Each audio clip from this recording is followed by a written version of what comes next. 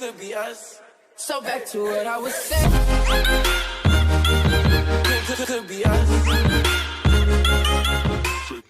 పొగ తాగటం, మద్యం సేవించటం ఆరోగ్యానికి హానికరం. Smoking, drinking injurious to health.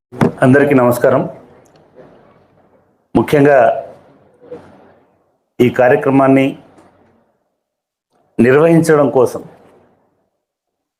Doctor Babasaheb Ambedkar గారి జయంతి ఇవాళ ప్రపంచవ్యాప్తంగా ఐక్యరాజ్య సమితి నుంచి మొదలుపెట్టి ప్రతి మూలన జరుగుతున్నది. ఇక్కడ అంతటా జరుగుతున్నటువంటి బాబాసాహెబ్ జయంతి ఉత్సవాలకి ఇక్కడ all India SC/ST rights protection society జరుపుతున్నటువంటి ఉత్సవాలకి ఒక గుణాత్మకమైనటువంటి తేడా ఉన్నది. అదేమిటంటే హైదరాబాద్ నగరంలో ఎవరి ఉద్యోగాలు వ్యాపారాలు వాళ్ళు చేసుకునేటువంటి ఈ ప్రపంచంలో బాబాసాహెబ్ వారసులుగా వారిని స్మరించుకుంటూ ఇటువంటి కార్యక్రమాలు నిర్వహించడానికి పెద్దలు చాలామంది ఇక్కడ కష్టపడుతున్నారు. కష్టపడమే కాకుండా నెక్స్ట్ జనరేషన్స్ దానికి సరితూగుతలేవనేటువంటి ఆందోళన కూడా వ్యక్తం చేస్తున్నారు. వారు నా దగ్గరికి వచ్చినప్పుడు వాళ్ళు వ్యక్తం చేసినటువంటి అభిప్రాయాలు నిజంగానే నాకు మనసు చెలించిపోయింది. ముందుగా ఈ కార్యక్రమాన్ని నిర్వహిస్తున్నటువంటి పెద్దలు జి మురళీధరరావు గారు, పి యాదగిరి గారు, నగేష్ గారు, సుశీల గారు, మిగతా మిత్రులందరికీ, అదేవిధంగా ఈ వేదిక మీద ఉన్నటువంటి ప్రముఖులు అత్యంత కీలకమైనటువంటి పాత్ర పోషిస్తూ డాక్టర్ బిఆర్ అంబేద్కర్ గారి మార్గంలో నడుస్తూ వస్తున్నటువంటి మిత్రులు, పెద్దలు అనేక మంది ఉన్నారు. వారిలో పూర్ణచంద్రరావు గారు వారు చెప్పారు ఇందాక, నాకు దాదాపుగా 15-20 సంవత్సరాల నుంచి వారు తెలుసు. 15 సంవత్సరాల నుంచి చాలా దగ్గరగా 10-12 సంవత్సరాలు కలిసి పనిచేసినాం, దగ్గరగా పనిచేసినాం. ఈ మధ్య ఒక ఆయన సిబిఐలో పనిచేసి బయట పార్టీలు పెట్టి తర్వాత ఇంకెక్కడో పనిచేసి మళ్ళీ ఇప్పుడు ఒక కార్పొరేట్ ఆఫీసులో చేరి కొన్ని కోట్ల రూపాయల జీతం తీసుకుంటున్నాడని ఇక్కడ చదివాను.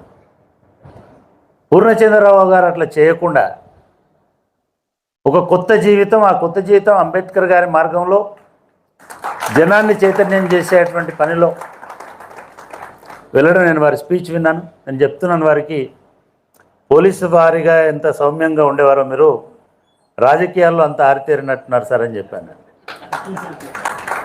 ఎందుకంటే పోలీసుగా ఉన్నప్పుడు కొన్ని పద్ధతుల్లోనే మాట్లాడాలి, పరిమితుల్లోనే మాట్లాడాలి. ఆ పరిమితులు దాటి పనిచేసేటువంటి అవకాశం ఉండదు. రాజకీయాల్లోకి వచ్చినాక ఆ స్వేచ్ఛ ఉంటుంది. ఆ స్వేచ్ఛ ఒక పవన్ కళ్యాణ్ పార్టీలోనో చంద్రబాబు నాయుడు పార్టీలోనో ఉండదు. ఆయన ఇవాళ అంబేద్కర్ గారి పార్టీలో, కన్షీరామ్ గారి పార్టీలో, మాయావతి గారి పార్టీలో ఉన్నారు కాబట్టి ఆయనకు ఆ గలం, ఆ బలం వచ్చిందని నేను భావిస్తా ఉన్నాను. అది రాజకీయ అధికారంలో ఒక భాగం. నువ్వు ఏ రాజకీయాలను ఎంచుకుంటున్నావు, ఏ ఎజెండాలో ఉన్నారనేది వారికి నేను ప్రత్యేకంగా ఇవాళ ఈ కార్యక్రమంలో మాట్లాడినందుకు వారికి ధన్యవాదాలు తెలియజేస్తున్నాను. అదేవిధంగా చాలామంది మిత్రులు ఉన్నారు. ఆశయ్య గారు ఉన్నారు. దాదాపు 30 ఏళ్ళుగా నేను ఢిల్లీ ఆల్ ఇండియా రేడియో ఇంటర్వ్యూకి వెళ్ళినప్పుడు నన్ను రిజెక్ట్ చేశారు. నా భాషలో షాకి తేడా తెలియదు. హైదరాబాద్ వాళ్ళకి ఈ భాషలో అది రాదు. వారు అప్పుడే కొత్తగా ఐఏఎస్లో ఉన్నారు. వాళ్ళను ఆడిషన్ టెస్ట్ చేసుకున్న వాళ్ళలో ఉన్నారు. 3 సార్లు చదివించి బయటకు వచ్చిన తర్వాత ఎందుకు ఇది పలకలేకపోతున్నాం అంటే, మాకు ఆంధ్ర తెలంగాణ అనేది తేడాలో మేము అన్నిట్లలో విశేషం అంటే అన్ని షాలు ఒక రకంగానే వినబడతాయి మాకు. ఆ కారణం చేత నేను ఆల్ ఇండియా రేడియోలో చేరలేకపోయాను. వారు అప్పటి నుంచి నాకు చాలా చిరపరిచితులు. వారు ఉన్నారు ఇక్కడ. అదేవిధంగా పట్టా వెంకటేశ్వర్లు గారు ఉన్నారు.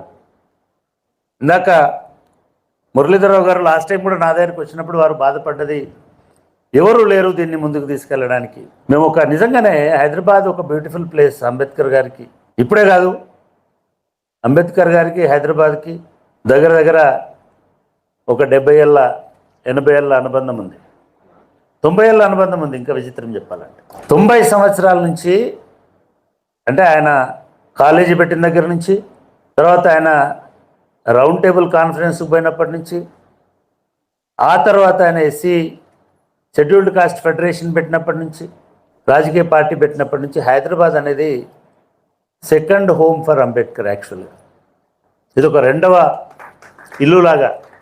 చివరికి ఆయన తీవ్ర అవమాన భారంతో రాజీనామా చేసి వచ్చిన తర్వాత కూడా ఇక్కడ పెండర్గాస్ట్ రోడ్లో సుబ్బయ్య గారి ఇంట్లో వచ్చి వారం 10 రోజుల పాటు సుబ్బయ్య గారి ఇంట్లో ఉండి తన దుఃఖ భారాన్ని అంతా దించుకొని ఇక్కడ నుంచి వెళ్ళిపోయినాడు. అంటే ఆయన జీవితంలో హైదరాబాద్ అనేది ఒక విడదీయరానటువంటి భాగం. అటువంటి హైదరాబాద్లో నేను 30 సంవత్సరాల నుంచి హైదరాబాద్ మీద కూడా కొంత అధ్యయనం చేస్తూ ఉన్నాను. భాగ్యరెడ్డి వర్మ గారి కాలం నుంచి, లేదా సికింద్రాబాద్కి తమిళనాడు నుంచి అరవమాలలు వచ్చిన కాలం నుంచి హైదరాబాద్ బస్తీలు అనేటి అంబేద్కర్ భావజాలానికి, దళిత అస్మితకి ఒక ఆనవాళ్ళలాగా ఉన్నటువంటి ప్రాంతం. అటువంటి ప్రాంతంలో అంబేద్కర్ గారు 30-35 మధ్యకాలంలో, లేదా 40-50 మధ్యకాలంలో హైదరాబాద్ వస్తున్నారంటే సికింద్రాబాద్ రైల్వే స్టేషను కిటకిటలాడుతుండేది.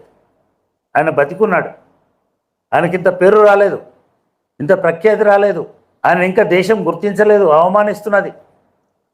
అటువంటి టైంలో హైదరాబాద్లో ఉన్నటువంటి దళిత నాయకత్వం, ట్రినిటీ ఆఫ్ హైదరాబాద్ అనేటువంటి వాళ్ళు, 3 మహాయోధులు హైదరాబాద్లో దళిత ఉద్యమానికి నాయకత్వం వహిస్తున్నటువంటి సందర్భం.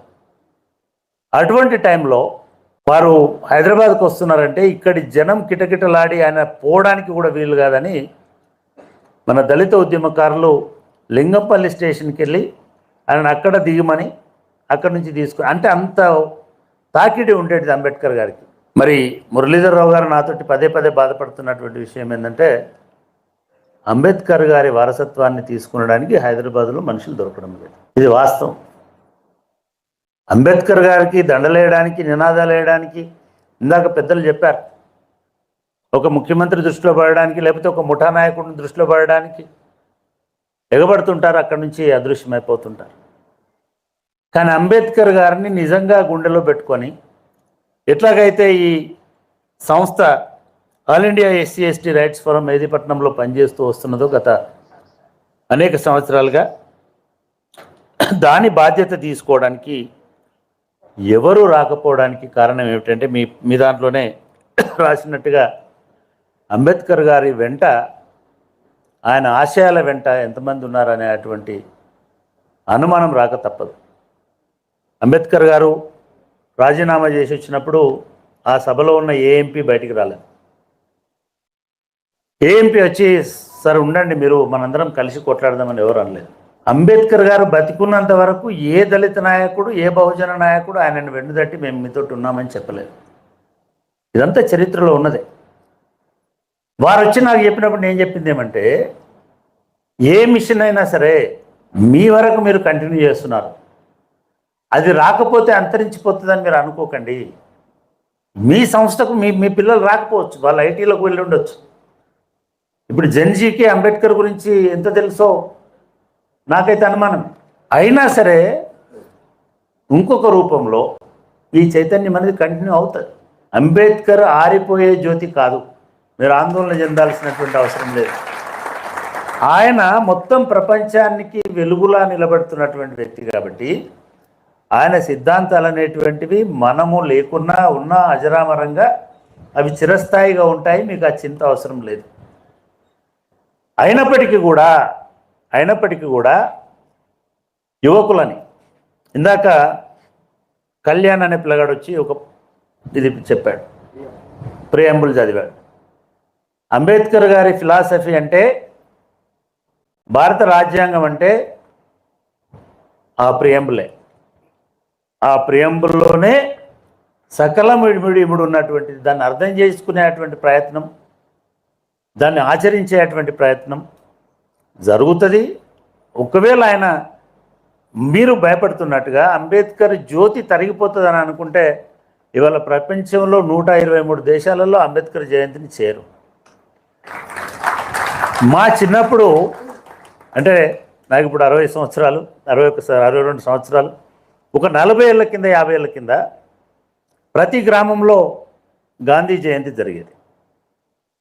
70లకు వచ్చేసరికి అంబేద్కర్ జయంతి ధైర్యంగా దళితవాడలో చేసుకోవడం మొదలుపెట్టినారు. ఇవాళ ఐక్యరాజ్య సమితితో సహా ప్రపంచమంతా చివరికి నేను నరరూపుణ్ణి కాదు, జీవమానవుణ్ణి కాదు అని చెప్పేటువంటి నరేంద్ర మోడీ గారు కూడా అంబేద్కర్ లేకపోతే నేను లేను అని చెప్పేటువంటి స్థితి. కాబట్టి ఆయనని మనం అదొకటే కాదు, నేను రిపీట్ కావద్దనుకుని నేను దాన్ని అవాయిడ్ చేస్తున్నాను. కానీ ప్రపంచంలో అమెరికా అనేటువంటిది ఒక పెద్ద ఆధిపత్య అభివృద్ధి చెందిన దేశం. ఏ పారామీటర్స్లో అభివృద్ధి చెందిన దేశం అంటే అన్ని రకాల పారామీటర్లో అభివృద్ధి చెందిన దేశం. ఎందుకు అని అంటే మానవ హక్కుల వికాసం జరిగిన దేశం కూడా అక్కడే, అమెరికానే. కులాలు, మతాలు, జాతులు అంతరించిపోవడానికి అనేక ప్రయత్నాలు చేసి అక్కడ స్వేచ్ఛకు ప్రతిరూపం అమెరికా అని చెప్పేవారు. ఆ స్వేచ్ఛకు ప్రతిరూపం అమెరికా అనేటువంటి చోట స్వేచ్ఛా ప్రతిమను కూడా పెట్టినారు. న్యూయార్క్, న్యూజెర్సీ మధ్యలో హడ్సన్ రివర్లో స్వేచ్ఛా ప్రతిమ, లిబర్టీ, స్టాచ్యూ ఆఫ్ లిబర్టీని కూడా పెట్టినారు. అటువంటి అమెరికాలో రెండవ అంశం ఏమిటంటే అంబేద్కర్ని తయారు చేసింది కూడా అమెరికా. ఒక చోట ఒక మహారచయిత ఏం రాస్తాడంటే అంబేద్కర్ది అమెరికా ప్రయాణం అనేది ఒక గ్రేట్ ఎస్కేప్, ఒక గొప్ప ప్రమాదం నుంచి తప్పించుకొని పారిపోవడం అని చెప్తాడు. ఎందుకు అట్లా అన్నాడు అంటే ఆయన అనలైజ్ చేస్తాడు. ఒకవేళ అంబేద్కర్ ఇండియాలోనే ఉండి ఉంటే, అదే దళితవాడలో ఉండి ఉంటే, అదే వాళ్ళ నాయన మరణానంతరం ఆ బాధ్యతలన్నీ తీసుకుని ఉంటే ఆయన ఒక రైల్వే క్లర్క్ లాగానో లేకపోతే ఇంకో దానిలో ఉండేవాడు. ఈ దేశానికి ఇంత గొప్ప వెలుగునిచ్చేటువంటి వాడు కాదు. ఆయన అమెరికా రావడం వల్ల ఆయన మారిపోయాడు అనేటువంటి మాటని ఆయన రాస్తాడు. అట్లా అమెరికాకు వెళ్ళిన అంబేద్కర్ అక్కడి స్వేచ్ఛ, సమానత్వాల, మానవ హక్కుల విలువల పట్ల విపరీతంగా ప్రభావితమైనాడు.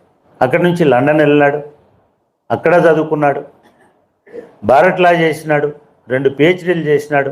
ఆయన భారత్ లా డిగ్రీ చేస్తే అప్పటికి రవి అస్తమించని బ్రిటిష్ సామ్రాజ్యంలో ప్రపంచంలో ఉన్న ఏ కోర్టుకైనా నేరుగా వాకింగ్ చేసి రిజిస్ట్రేషన్ ఏం అవసరం లేకుండా పోయి ఏ కోర్టులైనా వాదించగలిగేటువంటి ఆస్కారం ఉండేది. హైదరాబాద్ నిజాం గారు ఆయనకు ఫెలోషిప్ ఇచ్చిన సందర్భంగా మీరు గొప్ప న్యాయమూర్తి, గొప్ప న్యాయవాది, మీరు వచ్చి హైదరాబాద్ స్టేట్ చీఫ్ జస్టిస్గా ఉండండి అని కూడా ఆఫర్ ఇచ్చినాడు. బరోడా మహారాజు ఆఫర్ ఇచ్చినాడు, బ్రిటిష్ కోర్టులు ఆఫర్ ఇచ్చినాయి. కానీ ఆయన నేరుగా ఎక్కడికి పోయినాడు? నేరుగా బొంబాయికి వెళ్ళి ఆయన అక్కడ బహిష్కృత భారత్ అనే పత్రికను స్టార్ట్ చేసినాడు.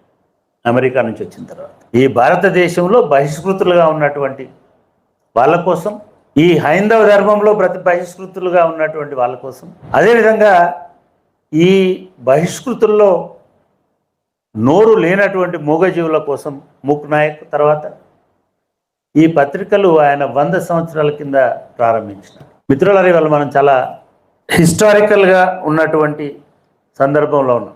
అమెరికా నుంచి అంబేద్కర్ గారు వచ్చి 100 సంవత్సరాలు ఆయన చదువు పూర్తి చేసుకొని ఇండియాకు వచ్చి, మీరు ఇవాళ అమెరికా పోతే అక్కడ హక్కుల కోసం పోరాడుతున్నటువంటి వాళ్ళు, ఈయన అక్కడికి వెళ్ళి అక్కడ హక్కుల కోసం పోరాడుతున్నటువంటి వాళ్ళ ఉద్యమాలు చూసి ఆయన భారతదేశానికి వచ్చి భారతదేశాన్ని పునర్నిర్వచించినాడు.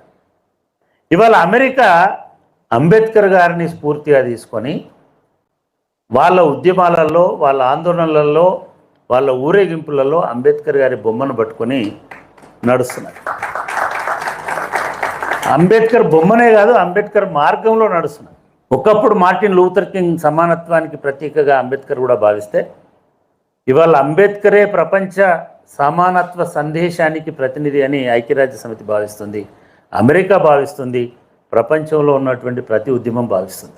రెండవది, ఈ సంవత్సరం మొన్న నేను ట్విట్టర్లో ఒక పోస్ట్ చూశాను.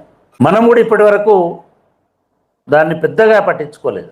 సత్యాగ్రహం అంటే ఎవరు గుర్తుకొస్తారు భారతదేశంలో?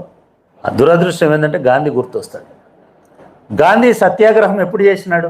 1930లో 35లో ఆయన సత్యాగ్రహం తీసుకున్నాడు. అంతకంటే తర్వాత కూడా దండి మార్చ్ అనేటువంటిది ఆయన ఉప్పు సత్యాగ్రహంతో మొదలుపెట్టినాడు.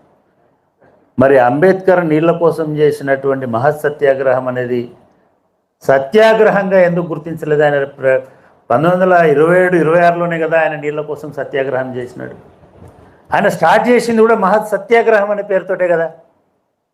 మరి సత్యాగ్రహాన్ని గాంధీ కనిపెట్టినాడని ఎవడు రాసినాడు, ఎందుకు రాసినాడు? అంటే అంబేద్కర్ చేసింది సత్యాగ్రహం కాదు. 1922 నుంచి మొదలుపెట్టి 1932 దాకా 35 దాకా అంబేద్కర్ గారు ఊరూరు వాడవాడ తిరిగి సత్యాగ్రహం చేసిన. ఆయన ఎక్కడ హింసకు పాల్పడలేదు, ఎక్కడ రైలు రోకో చేయలేదు, ఎక్కడ రాస్తా రోకో చేయలేదు. ఏవేవైతే అగ్రవర్ణాల ఆధిపత్యంలో ఉన్నాయో అటువంటి వాటన్నిటికీ వెళ్ళడానికి ప్రయత్నం చేసినాడు. అందులో భాగంగా మహద్ చెరువులోకి ఆయన దిగినాడు. ఇదొక సత్యాగ్రహం.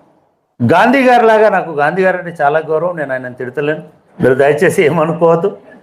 గాంధీ గారి లాగా నలుగురు నింబడేసుకొని ఆయన పోలే, లక్షల మంది ఆయన వెంబడి వచ్చినారు సత్యాగ్రహం. మహద్ చెరువు గడగడలాడిపోయింది. దాని ప్రభావం కూడా చూడండి. ఉప్పు సత్యాగ్రహం ప్రభావం ఎవరి దగ్గర ఉందో నాకు తెలియదు, కానీ మొన్న 100 సంవత్సరాలు అయిందని ఆ చెరువు దగ్గరికి వేలాది మంది మహిళలు, అప్పుడు అంబేద్కర్ గారి వెంట నడిచినటువంటి కుటుంబాల మనమలు ఇవాళ వచ్చి ఆ సత్యాగ్రహంలో, ఆ సెలబ్రేషన్లో పాల్గొన్నారు. అది అంబేద్కర్ గారికి ఉన్నటువంటి గొప్పతనం, వారసత్వం. మీరేం భయపడకండి సార్. రెండవది, కాలారాం టెంపుల్ గుడిలోకి పోవడానికి 10 సంవత్సరాలు కొట్లాడాడు. ఒక్క రోజులోనే పోయి గుడి తాళాలు బలగొట్టి లోపలికి పోయి 10 నిమిషాల్లో చేయొచ్చు ఆ పని. ఏ గుడిలైనా, తిరుపతి గుడిలో కూడా ఒకటే రోజులో పోయి చేసి రావచ్చు. సరిగ్గా అది కూడా 2027కి మొదలుపెట్టి 30కి దాన్ని ముగిసింది. 100 సంవత్సరాలు అయింది ఇది జరిగి కూడా. ఇట్లా అంబేద్కర్ ఈ దేశాన్ని సంస్కరించాలని అమెరికా నుంచి వచ్చి మనలాగా వీసీలుగా, ప్రొఫెసర్లుగా, డీజీపీలుగా లేదా ఇంకోలుగా ఉండి బతకాలని అనుకోలే. ఇవాళ మన డీజీపీ గారు ఏదైతే చేసినారో, ఇప్పటికైనా మన మనుషులలో, ప్రజల్లోకి పోవాలి, జనంలోకి పోవాలి, వాళ్ళతోటి నిలబడాలి, వాళ్ళని ఈ ఉద్యమాల వైపు తీసుకురావాలనేటువంటిది 10 సంవత్సరాల పాటు ఆయన పోరాటం చేసి ప్రతి సభకు పోయినాడు, ప్రతి చోట మాట్లాడినాడు. సభలు పెడితేనే పోలేదు ఆయన. మొత్తం సంఘీభావంగా ఊరంతా ఊరు 10 సంవత్సరాలు ఒక మనిషి తిరగడం అనేది చాలా అరుదుగా జరిగేటువంటి సందర్భం. ఆయనకు వేరే ఏజెండా లేదు.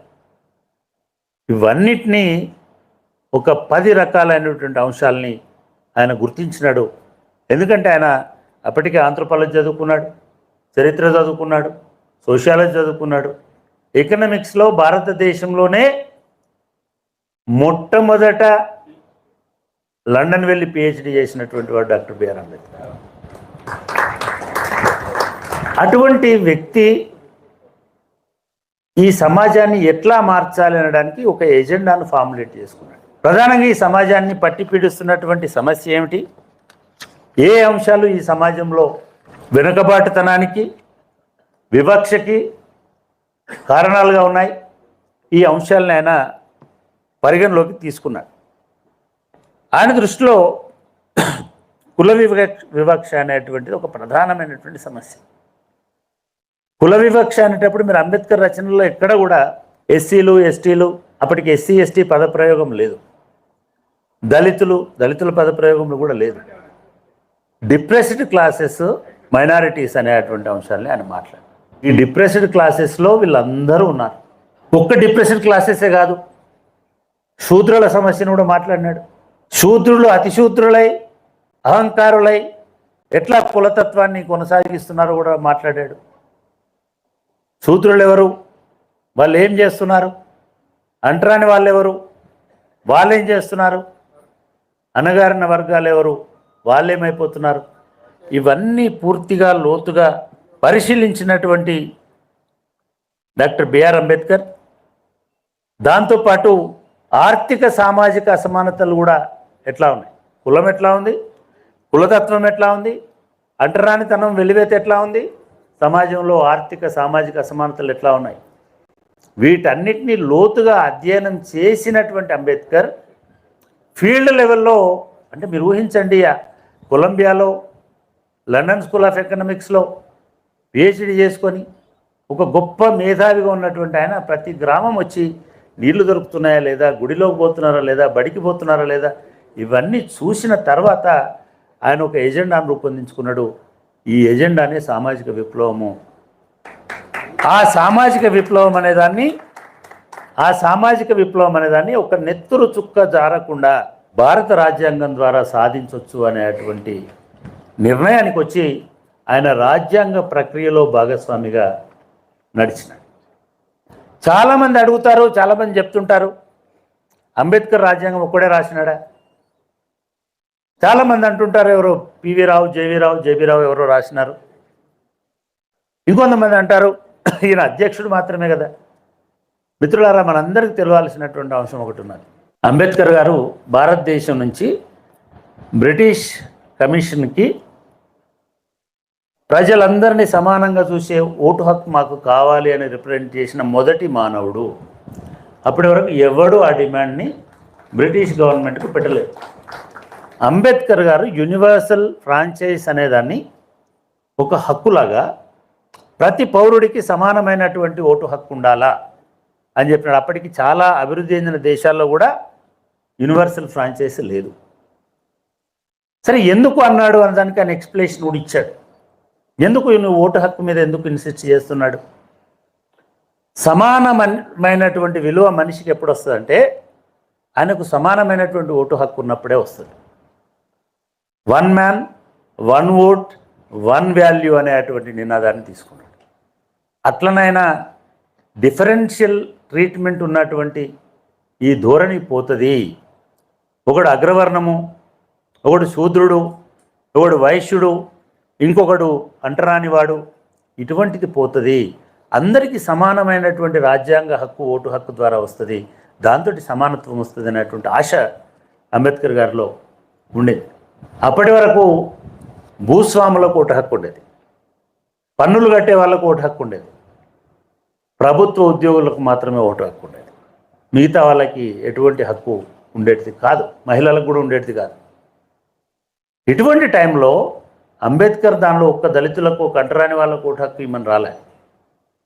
మహిళకైనా, మగవాడికైనా, పంచముడికైనా, బ్రాహ్మణుడికైనా అందరికీ ఒకటే హక్కు, ఒకటే విలువ, ఒకటే గౌరవము, ఒకటే హోదా ఉండాలి. అది ఓటు హక్కు ద్వారానే సాధ్యమవుతుందని ఆయన రిప్రజెంటేషను ఇచ్చినారు. సరే, ఈ అనుభవాలు, ఈ గ్రామాలలో తిరగడాలు, పత్రికలు నడపడాలు, దీనిలో ఆయన స్వయంగా ఆయన పాఠశాలలు పెట్టి, మీరు ఊహించండి, నాలాంటి ఒక ప్రొఫెసరు, పట్టాలాంటి ఒక ప్రొఫెసరు డే అంతా నైట్ అంతా కాలేజీలో పనిచేసి ఆ డబ్బులు జీతం తీసుకొని ఇంత దూరం ప్రయాణించి మరట్వాడ రీజియన్లో అక్కడ కాలేజీలు పెట్టి దళిత పిల్లలను తీసుకొచ్చి చదివిపించి ట్యూషన్లు చెప్పి ఈ ప్రయత్నం చేసిన. ఆ జీతం సరిపోదు కాబట్టి నిజంగా కూడా విరాళాల కోసం ఊరూరు తిరిగినాడు. హైదరాబాద్ నవాబు కూడా అప్పుడు బిఎస్ వెంకట్రావు గారి చొరవతోటి, ఇక్కడ ఉన్నటువంటి దళిత లీడర్ల చొరవతోటి 14 లక్షల రూపాయల విరాళాన్ని కూడా హైదరాబాద్ నవాబు గారు ఇచ్చారు. ఇవ్వడమే కాదు, ఆయన మిలింద్ ఎడ్యుకేషన్ సొసైటీకి గుల్బర్గాలో 40 ఎకరాల భూమిని కూడా ఇచ్చాడు. ఇవన్నీ చూసిన తర్వాత ఈ అంబేద్కర్ గారిని చూడాలి, అసలు ఆయన ఎవరు, ఒక మనిషి. ఇట్లా చాలామంది చెప్తుంటారు, గాంధీ గురించి ఐన్స్టీన్ చెప్పాడు, గాంధీ ఎప్పుడు పుట్టాడు, ఐన్స్టీన్ ఎప్పుడు, వాట్సాప్ యూనివర్సిటీ వచ్చిన తర్వాత చాలా అయోమయం ఉంటుంది మనకి. కానీ అంబేద్కర్ గారిని చూడాలనుకున్నాడు, పిలిపించాడు ఆయన.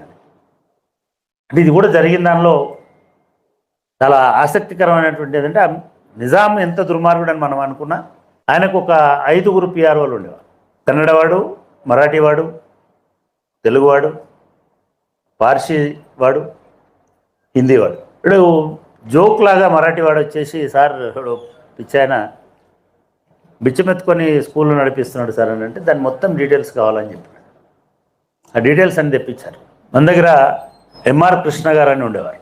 వారు నాకు పరిచయం. చాలా సందర్భాల్లో వారితో కూర్చొని మాట్లాడాను. ఆయన యువకుడు, ఒక తమిళ దళిత కుటుంబం నుంచి వచ్చినటువంటి వాడు. వాళ్ళ నాయన కలాసి. ఆయన ఈ తమిళ రాజకీయాలతోటి అంబేద్కర్ గారితో విపరీతంగా ఉత్తేజితుడై షెడ్యూల్డ్ కాస్ట్ ఫెడరేషన్ నుంచి, మా పెద్దపల్లి నుంచి, కరీంనగర్ నుంచి గెలిచినాడు. ఆయన 2 కాన్స్టిట్యున్సీలు డ్యూయల్ ఓటింగ్ ఉండేది, ఇద్దరు పోటీ చేసే అవకాశం. అప్పటి నుంచి ఆయన అంబేద్కర్ గారికి చాలా దగ్గరి ఇదైనాడు. 2 సార్లు ఎంపీగా గెలిచినాడు, పనిచేసినాడు. ఇక్కడ ఉండే ఈ మధ్య కాలంలో చనిపోయినాడు. ఆల్వాల్లో ఉండేవాడు. ఎస్ అండి. ఆయన చెప్పారు, నాకు ఎవరికి తెలియదు, ఇప్పటికి కూడా చాలామంది తెలియదు. ఇవాళ మనం సప్లాన్ గురించి మాట్లాడుతున్నాం. ఎస్సీ సప్లాన్ మేమే తెచ్చామని అంటే మేమే ఇచ్చామని చెప్తున్నారు. హైదరాబాద్ నవాబు గారి టంకశాలలో ఎస్సీ సప్లాన్ ఉండేది, డిప్రెస్డ్ క్లాసెస్ వెల్ఫేర్ ఫండ్ అనేవాళ్ళు. ఆ డిప్రెస్డ్ క్లాస్ వెల్ఫేర్ ఫండ్ నుంచి అంబేద్కర్ గారికి ఆయన ఆర్థిక సహాయం చేసినాడు. చేయడమే కాకుండా నేను నా జీవితంలో ఇటువంటి ఒక మనిషి ఉంటాడని నేను ఊహించలేదు అని నేను నమ్మరు. ఆయన పదవి పోయింది, ఆయన రాజ్యం పోయింది. ఆయన జస్ట్ గవర్నర్ లాగా నామకే వాస్తే ఉన్నాడు హైదరాబాద్కి. కానీ అంబేద్కర్ గారిని మళ్ళీ పిలిపించుకొని ఉస్మానియా యూనివర్సిటీ ఛాన్సలర్గా అంబేద్కర్ గారికి డాక్టరేట్ ఇచ్చారు. Columbia, London School of Economics తర్వాత భారతదేశంలో మొట్టమొదటిసారిగా అంబేద్కర్ గారిని గుర్తించింది ఉస్మానియా యూనివర్సిటీ. సో ఇటువంటి పరిశీలన వారసత్వం ఉన్నటువంటి అంబేద్కర్ భారత రాజ్యాంగం ద్వారా, ఎందుకంటే మీరు పాంఫ్లెట్లో చెప్పింది భారత రాజ్యాంగము అనేది ఉంది కాబట్టి, భారత రాజ్యాంగం ద్వారా ఒక నెత్తురు చుక్క రాలకుండా ఈ దేశంలో సామాజిక విప్లవాన్ని తీసుకొస్తా అని కలగన్నాడు. ఆయన ఆ మాట వాడినాడు.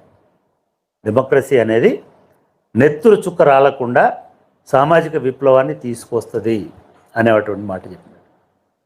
ఈయన ఎక్కడ కూడా దళితులకు ఇన్ని రిజర్వేషన్లు ఇవ్వాలి, బీసీలకు ఇట్లా చేయాలి, అట్లా ఇది ఏమి మాట్లాడలేదు. ఆయన ఒక 4 అంశాలని ప్రాతిపదికగా చేసుకొని ఈ మొత్తం మార్పుని ఆశించినాడు. ఆ 4 అంశాలలో మొదటిది ఈక్వాలిటీ బిఫోర్ లా. ఆర్టికల్ 14లో చట్టం ముందు. చట్టం అంటే ఏది పోలీసులు ప్రయోగించే చట్టమే కాదు, అది పంచాయతీరాజ్ చట్టమైనా, అది విద్యా చట్టమైనా, అది ఆర్థిక చట్టమైనా, అది మున్సిపల్ చట్టమైనా, అది పోలీసు చట్టమైనా, చట్టము ముందు అందరూ సమానులే. ఆయన అప్పటికి 30 ఏళ్ళుగా ప్రయత్నం ఏదైతే చేస్తున్నాడో ఓటు హక్కు ద్వారా చట్టం ముందు అందరినీ సమానం చేయాలని, దాని ప్రాక్టికల్ ప్రయోగమే ఆర్టికల్ 14. ఆ చట్టము ఎవరిని కూడా కులాన్ని బట్టి కానీ, జాతిని బట్టి కానీ, జెండర్ని బట్టి కానీ, మతాన్ని బట్టి కానీ, వయస్సును బట్టి కానీ ఎటువంటి వివక్ష చూపించడానికి వీల్లేదు.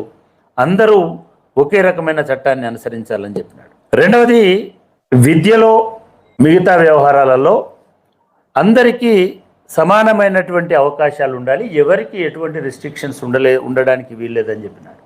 దానికి సంబంధించి ఒక ఆర్టికల్ని ప్రతిపాదించినాడు, ఆర్టికల్ 15. అందరికీ సమానమైనటువంటి అవకాశాలు. దాంతోపాటుగా ఆర్టికల్ 17లో అబాలిషన్ ఆఫ్ అన్టచబిలిటీ, అంటే అస్పృశ్యత, అంటరానితనం అనే దాన్ని పూర్తిగా నిషేధించాలనేటువంటి మాటని ఆయన చెప్పినాడు. ఆయన వ్యక్తిగతంగా అనిహిలేషన్ ఆఫ్ కాస్టే రాసినాడు. కులాన్నే నిషేధించాలని చెప్పినాడు, నిర్మూలించాలని చెప్పినాడు, ధ్వంసం చేయాలని చెప్పినాడు. కానీ దాన్ని ఆ నిర్మూలన బలవంతంగా ధ్వంసం చేయడం ద్వారా కాకుండా శాసనం ద్వారా దీన్ని చేయొచ్చు అనేటువంటి ఒక అభిలాషతోటి ఆయన దాన్ని ముందుకు తీసుకొచ్చినాడు. అదేవిధంగా ప్రాథమిక హక్కుల్లో సమానత్వాన్ని ఆశించినాడు. రాజ్యాంగ సూత్రాలైనటువంటి డైరెక్ట్ ప్రిన్సిపల్లో వెల్ఫేర్ని తీసుకొచ్చినాడు. అంటే అది వెల్ఫేర్ అయినా, ఎడ్యుకేషన్ అయినా, ఓటు హక్కు అయినా, లేదా మిగతా ఏ హక్కు అయినా ఇది సమానత్వాన్ని తీసుకొస్తుంది అని ఆయన చాలా ప్రయత్నం చేసినాడు. ఇక్కడే సమస్య వస్తుంది. ఆయన ఒక్కడే ప్రయత్నం చేసినాడా? ఆయన ఒక్కడే రాసినాడా? చాలామందికి తెలియని విషయం ఏంటంటే ఆయన ఒక్కడే రాసినాడు. ఎవరికి ఇష్టమున్నా ఇష్టం లేకపోయినా మీరు రాజ్యాంగ సభలో ఆయన రాజ్యాంగాన్ని సమర్పించిన రోజు కృష్ణమాచార్య గారు మాట్లాడినటువంటి మాటలు వింటే అంబేద్కర్ గారు లేకపోతే ఈ రాజ్యాంగం రాష్ట్రపతి ఇదే దేశంలో పుట్టలేదు అని చెప్పి అన్నాడు. అరే అందులో 7 మందిని 8 మందిని వేసినారు కదా అంటే ఒక ఆయనకి చలి పడదని ఆయన ఢిల్లీకి పోలే, రెండో ఆయనకి ఆస్తమా ఉంది, ఇంకొకటి ఉంది, నేను ప్రయాణం చేయనని చెప్పినాడు, మూడో ఆయన చనిపోయినాడు, 4 ఆయన విదేశాలలో ఉన్నాడు వాళ్ళ పిల్లల దగ్గర. ఒక 3-4 అంబేద్కర్ వెంబడి ఉన్నారు. ఈ మాట నేను చెప్పట్లేదు, మీరు రాజ్యాంగ సభలోనే ఆయన కృష్ణమాచారి గారు చెప్పినారు. మరి ఎవరు రాసినారు ఇది? ఈ రావు అనేట ఆయన పట్టుకొస్తున్నారు. రావు అనేట ఒక స్టెనోగ్రాఫర్, బిఎస్ రావు, బిఎన్ రావు ఈ మొత్తం వాటిని సంకలనం తీసుకొచ్చి ఇచ్చినాడు. అందుకే ఇప్పుడు దళితులు కానీ బీసీలు కానీ లేదా సామాజిక మార్పు కోరుకున్న వాళ్ళు రాజ్యాంగం చదివితే సరిపోదు. కాన్స్టిట్యూంట్ అసెంబ్లీ డిబేట్స్ ఉన్నాయి, వాటిని చదవాలి. ఎవరి ప్రతిభ ఏమిటి, ఎవరు ఏం మాట్లాడినారు, వాటికి అంబేద్కర్ గారు ఎట్లా పరిష్కారం చూస్తారు. కొన్ని రోజుల పాటు, కొన్ని గంటల పాటు అంబేద్కర్ గారు వాటన్నింటినీ పరిష్కరించి ఇది ఇట్లా ఉండడానికి లేదు, ఇది ఇట్లా ఉండాలి, ఇది ఇట్లా ఉండాలి, ఇది ఇట్లా ఉండాలని చెప్పేసి చేసుకుంటూ వచ్చినాడు. రెండోది ఇప్పుడు ఇది ఎక్కడి నుంచి రెండవ విమర్శ ఏముందంటే ఇది 1935 కాన్స్టిట్యూషనల్ యాక్ట్, దానిలోంచి తీసుకున్నారన్న. అసలు ఎవరు తయారు చేసిండు 1935 కాన్స్టిట్యూషనల్ యాక్ట్ని? ఏడికెళ్ళి వచ్చింది 1935 కాన్స్టిట్యూషనల్ యాక్ట్? అది 1932-33లో వచ్చినటువంటి రౌండ్ టేబుల్ కాన్ఫరెన్స్ నుంచి వచ్చింది. ఈ రౌండ్ టేబుల్ కాన్ఫరెన్స్కి ఎవరు పోయినారు? గాంధీ పోయినాడా? ఎవరు పోయినారు? అంబేద్కర్ స్పెషల్ ఇన్విటేషన్ తోటి పోయినాడు. అక్కడ అంబేద్కర్ ఎందుకు పోయినాడంటే మనం సైమన్ అనేటోని వచ్చి ఇక్కడ ఏం కావాలో చూడనీయలేదు కాబట్టి వాడిని రాళ్లతోటి కొట్టి వెనుకకు పంపించినాం కాబట్టి వాళ్ళు అంబేద్కర్ దగ్గరికి వచ్చినారు. ఎందుకు సైమన్ వెళ్ళగొట్టినాం? సైమన్ ఎందుకు వచ్చినాడు? సైమన్ అనేటువంటి ఒక జూరిస్ట్, బ్రిటిష్ గవర్నమెంటు ఆయనతో ఒక టీమును పంపించింది. అయ్యా నువ్వు పోయి భారతదేశంలో ఏం కావాలి, వాళ్ళకి కొన్ని పవర్స్ ఇద్దాం, లోకల్ గవర్నమెంట్ ఎట్లుండాలి, ప్రాతినిధ్యం ఎట్లుండాలి, మైనారిటీలకు ఏం రిజర్వేషన్లు ఇవ్వాలి, మిగతాళ్ళకి ఏమి ఇవ్వాలి, మనం మొత్తం భారతదేశాన్ని కొంత ఒక స్ట్రక్చరల్ డెమోక్రసీ వైపు తీసుకొద్దాం అని చెప్పి పంపిస్తే ఓహో మైనారిటీలకు రిజర్వేషన్లు ఇస్తారు, కులాలకు రిజర్వేషన్లు ఇస్తారని బ్రాహ్మణులందరూ కలిసి కాంగ్రెస్ పార్టీ నుసిగొల్పి కాంగ్రెస్ పార్టీ ఆధ్వర్యంలో సైమన్ గో బ్యాక్ అని ఒక స్లోగన్ అందుకుంది. నాకు తెలిసి బహుశా అంబేద్కర్ గారు పెరియార్ రామస్వామి చౌదరి గారి దగ్గర, నాయకర్ గారి దగ్గరికి వెళ్ళారు. ఏంది మరి బ్రాహ్మణులందరూ కలిసి ఇంత పెద్ద కుట్ర చేస్తున్నారు, వాళ్ళేమో స్థానాలను కొన్ని కేటాయిస్తాము, రిజర్వేషన్లు ఇస్తాము, పాలనలో భాగస్వాములను చేస్తామని చెప్పి వస్తున్నారు. అట్లా వస్తున్న సైమన్ ఏమో వీళ్ళు వెళ్ళగొడుతున్నారు అని రామస్వామి నాయకర్ గారిని అడిగితే మనము ఎవడో రాక్కర్లేదు సార్, మొదటి బహుజన వాదం అనేది పుట్టింది రామస్వామి నాయకర్ గారి ఆధ్వర్యంలో. అంబేద్కర్ రామస్వామి నాయకర్ కలిసినప్పుడు మనం ఖచ్చితంగా సైమన్ని వెల్కమ్ చేద్దాం, ఆహ్వానిద్దాం, మన బాధ ఏందో చెప్దాం, ఆయనకి మన బాధ్యత అది, మన భాగస్వామ్యం కోరుదామని చెప్పేసి సైమన్ కమిషన్ బాంబేకి వచ్చింది, దేశానికి వచ్చింది, కానీ ఏ నాయకుడు కూడా వాళ్ళతో ఇంటరాక్ట్ కాలేదు. కానీ అంబేద్కర్ మాత్రమే వాళ్ళతో 2 రోజుల పాటు ఇంటరాక్ట్ అయ్యి పుణేలో ఆయన తనకున్న మొత్తం అవగాహనని ఈ దేశానికి ఏమవుతుందో ఏమి కావాలో ఆయన 2 రోజుల పాటు చెప్పినాడు. ఒక మనిషి 2 రోజుల పాటు చెప్పడం అని అంటే మీరు ఊహించండి. మనకు టెక్నాలజీ పెరిగింది అదృష్టవశాత్తు. ఇవాళ సైమన్ కమిషన్ ముందు ఆయన మాట్లాడిన ప్రతి ప్రశ్న, ప్రతి సమాధానం నెట్లో అవైలబుల్గా ఉంది. 192 ప్రశ్నలు వేసినాడు సైమన్. ఈ 192 ప్రశ్నలకు ఆయన బహుశా 200 పేజీల సమాధానాలు ఇచ్చినాడు. ప్రతి దానికి ఏది వివక్ష, ఏది అసమానత, ఏది లోకల్ గవర్నెన్సు, ఏది హక్కు, ఏ బాధ్యత మాకు కావాలి, మేము ఎక్కడ ఉండాలి, మేము అంటే భారతీయులము, మేము అంటే మాలలము, మాదిగలము, దళితులము మాత్రమే కాదు, కానీ ఈ భారతీయుల్లో రెండు రకాల భారతీయులు ఉన్నారని ఆయన సైమన్కి చెప్పినారు. ఒకటి బ్రాహ్మణవాద భారతీయులు ఉన్నారు, రెండోది బ్రాహ్మణేతర హిందూ భారతీయులు కూడా ఉన్నారు. ఈ విషయాన్ని కూడా చెప్పినాడు. చెప్పి ఏ కులం ఎంత వెనుకబడి అసలు అంతటి జ్ఞానము ఆయన 10 సంవత్సరాల అనుభవంతో సైమన్ అనేవాడు బహుశా నేను ఊహించి చెప్తున్నాను ఆయన 2 కాళ్ళకు నమస్కారం పెట్టి వెళ్ళిపోయి ఉంటాడు. ఈ సైమన్ బాయ్ ఏం చేసినాడు, ఆ రిపోర్ట్ తీసుకుపోయి బ్రిటిష్ రాణికి అప్పచెప్పినాడు. బ్రిటిష్ పార్లమెంట్లో ఇచ్చినాడు. వాళ్ళు దాన్ని చదివి ఇంకేం అవసరం లేదు, ఈయన ఒక్క ఆయనతో రాయించవచ్చు రాజ్యాంగం, దేశం ఎట్లుండాలో ఈయనతో చెప్పొచ్చు అని చెప్పాడు. కానీ ఆయన రావాలంటే ఆయన లండన్ రావాలి. అప్పుడు అంబేద్కర్ కోసము రౌండ్ టేబుల్ పెట్టినాడు. మీరు వచ్చిన వాళ్ళు రండి, రానోళ్ళు రాకపోనియండి. ఈ రౌండ్ టేబుల్ వచ్చినటువంటి సారాంశమే రేపు 1935 రాజ్యాంగం అవుతుందని చెప్పి ఆ పోయిన 3 రోజులు ముచ్చెమటలు పోయించినాడు అంబేద్కర్ గారు. మీరు కావాలంటే ఇంటర్నెట్లో ఆ స్పీచ్లు ఉన్నాయి. గడగడలాడించినాడు బ్రిటిష్ని. బ్రిటిష్ భయపడ్డాడో లేదో గడగడలాడిస్తే కానీ గాంధీ భయపడ్డాడు. ఎందుకంటే ఈయన పోలే, చెరువు మీద అలిగిండు. ఆయన అలిగి తిరుగుతున్నాడు. అంబేద్కర్ది ప్రపంచంలో అన్ని పేపర్లలో the Indian lion road in Britain ఇది అని చెప్పేసి పెద్ద హెడ్డింగ్ తోటి ఒక పెద్ద న్యూస్ స్టోరీ వచ్చింది. ఎవరు పిలవలేదు గాంధీని. గాంధీ గారు స్వయంగా టెలిగ్రామ్ ఇచ్చి నేను వస్తున్నాను, మళ్ళీ పెట్టండి రౌండ్ టేబుల్ అని చెప్పి లండన్కి మెయిల్ పంపించినాడు. మళ్ళీ రెండోసారి రౌండ్ టేబుల్ పెట్టినాడు. అంబేద్కర్ గారికి అంటే నిజంగా మన పిల్లలందరూ కూడా చెప్పండి, చదువుకున్న వాడికి, సమాజాన్ని అధ్యయనం చేసిన వాడికి, లేదా మన బాధలు తెలిసినటువంటి వాళ్ళకి ఎవరో వచ్చి ప్రమోట్ చేయాల్సిన అవసరం లేదు. అంబేద్కర్ గారు ఆ ఎజెండా రౌండ్ టేబుల్ కాన్ఫరెన్స్ ఎజెండాలో 9-11 పాయింట్లు నాకు సరిగా గుర్తులేదు. 9 పాయింట్లలో 9 అంశాలలో 7 అంశాల మీద ఈయన రాసిచ్చినాడు. 100 పేజీలు, 90 పేజీలు, 50 పేజీలు. ఎట్లుండాలి, అధికారాలు ఎట్లుండాలి, పబ్లిక్ సర్వీస్ కమిషన్ ఎట్లుండాలి, ఎవరు సెలెక్ట్ చేయాలి, ఐపీఎస్ ఎట్లుండాలి, ఐఏఎస్ ఎట్లుండాలి, అక్కడి నుంచి మొదలుపెట్టి పంచాయతీ ఎట్లుండాలి, శాసనసభ ఎట్లుండాలి, పార్లమెంట్ ఎట్లుండాలి, ఇవన్నీ రాసిచ్చినాడు. మీరు జస్ట్ 2 కంపేర్ చేయండి. అవన్నీ 1935 కాన్స్టిట్యూషన్ యాక్ట్లోకి వచ్చేసి మరి ఎవరు రాసినట్టు, బిఎన్ రావు రాసినట్ట, లేకపోతే ఇంకోళ్ళు రాసినట్ట, అంబేద్కర్ రాసినట్ట? అట్లా భారత రాజ్యాంగంలో ఈ సామాజిక విప్లవానికి కావలసినటువంటి సరుకు అంతటిని కూర్చున్నటువంటి వాడు డాక్టర్ బిఆర్ అంబేద్కర్. సరే, దానిలో అమలు ఎవరు చేస్తున్నారు, ప్రాతినిధ్యం ఎవరు వహిస్తున్నారు, ఏ రకంగా ఉన్నది, ఇదంతా వేరే స్టోరీ. ఇప్పటికి కూడా భారత రాజ్యాంగం అనేటువంటిది ఒక సామాజిక న్యాయపత్రం అని చెప్పేటువంటి పరిశోధకులు ఉన్నారు. నేను ఒక 15 సంవత్సరాల కింద, బహుశా 10 సంవత్సరాల కింద పబ్లిక్ సర్వీస్ కమిషన్లో ఉన్నప్పుడే నేను అంతకుముందు ఒక 2 సంవత్సరాలు ఇండియా చైనా ఇన్స్టిట్యూట్లో పనిచేశాం.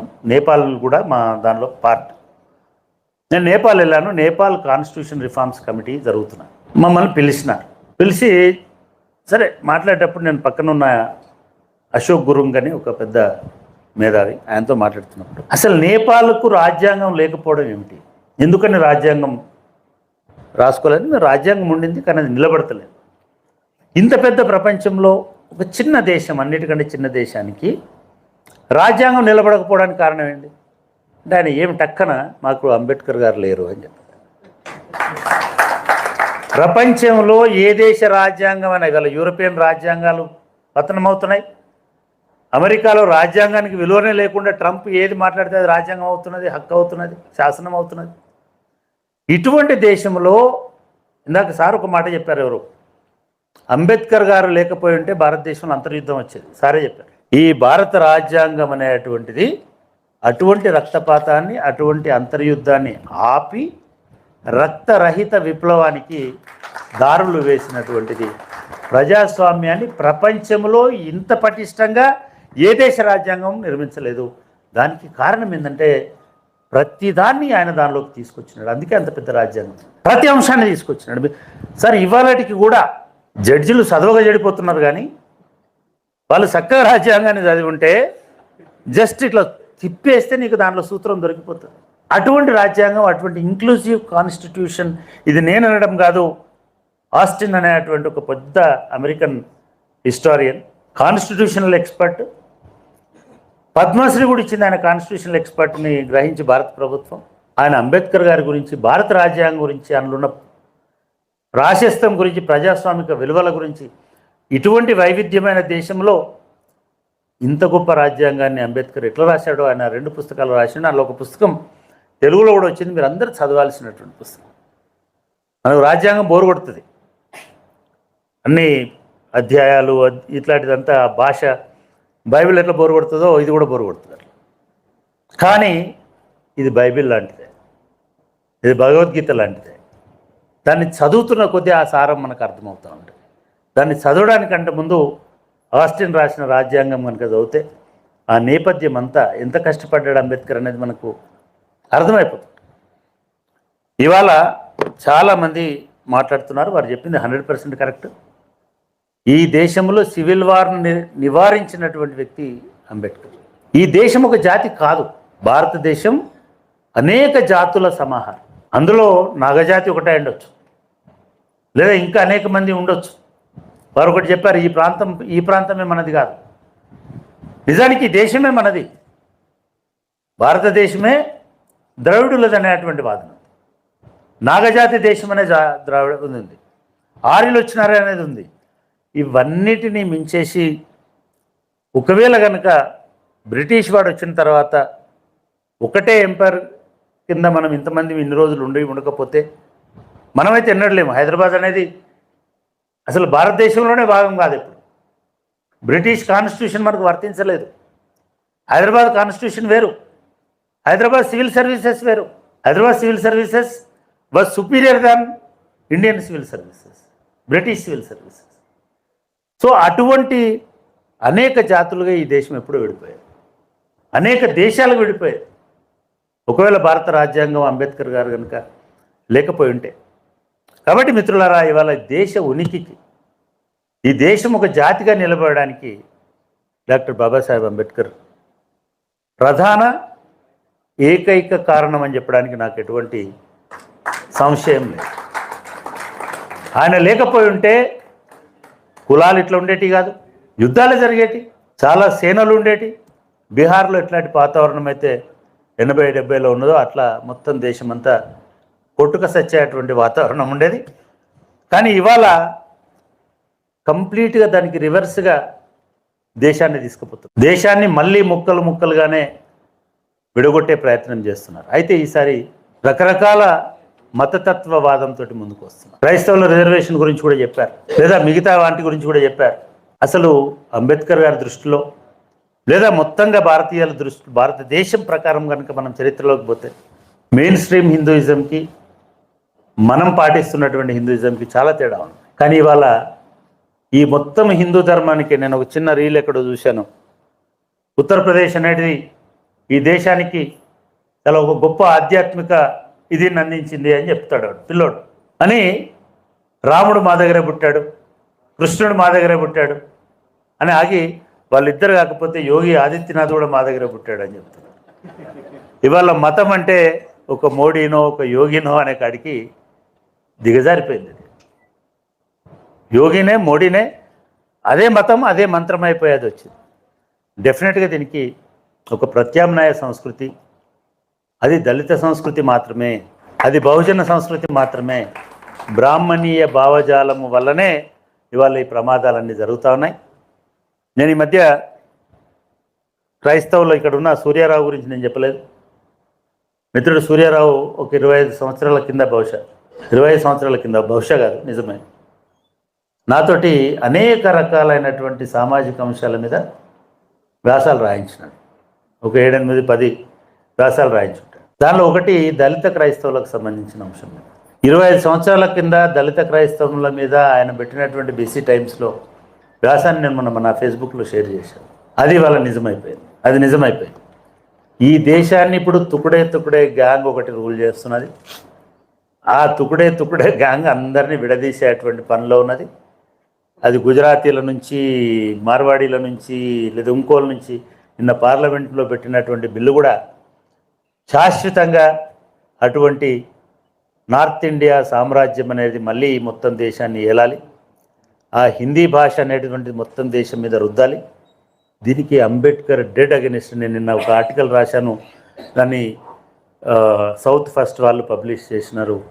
అంబేద్కర్ దీన్ని పూర్తిగా నిరాకరించినారు. నిజానికి అంబేద్కర్కు వ్యతిరేకంగా పార్లమెంటును నడిపిస్తున్నాడు. ఆయన ఎప్పుడో చెప్పినాడు, మాయావతి గారు చేశారా పని, 4 రాష్ట్రాలుగా యూపీని విడగొట్టండి, లేకపోతే వీడు ఉన్మాదిలాగా మారిపోతాడు, దేశం మీద పడి దోచుకుంటాడు, అందరినీ పొడిచి చంపుతాడని ఆ కాలంలో చెప్పినారు.